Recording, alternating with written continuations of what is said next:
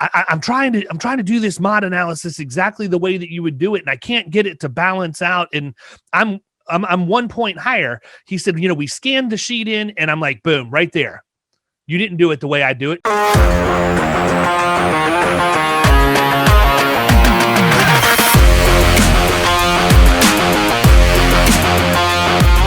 For me, I know a deal's done when I get somebody to agree to allow me to audit their mod, period.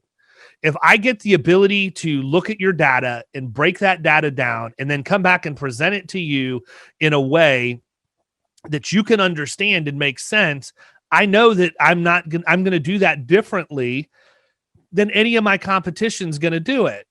And I love Jason Cass to death. I was just on a call with him before this, but he called me yesterday. And I mean, this is just to give you an example of what it's like when you're out there and you're dealing with your competition.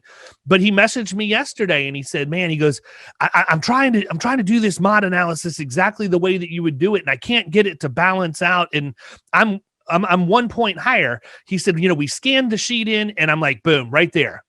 You didn't do it the way I do it because you scanned the sheet in.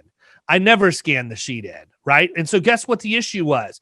The issue was that Cass scanned the sheet in, and when he did, the mod software picked up the group losses, and then he went back in after scanning it in and keyed everything in manually, and he duplicated those same losses that were grouped, and that was the only difference. I just said, go in and delete those 2 lines in your model balance. And within literally 30 seconds of us starting the conversation, the mod balance. But it goes back to what I've said before. It's never taken the easy way out of this stuff. And the reason why I like to add those things in and do these mod analyses from the ground up by manually putting in everything from the loss runs is because if you don't, you miss the ability to diagnose problems that are going to become much larger problems down the road.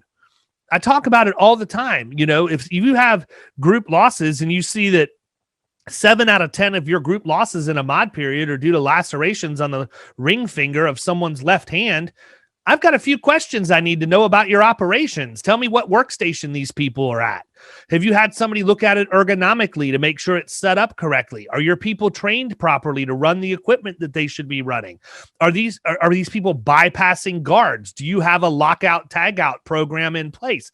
I mean, I can go for days and asking all the questions around that one thing, but here's the deal. If I didn't have those losses ungrouped, I would have missed that trend completely unless I reviewed the loss runs, because NCCI gives us no way of doing that.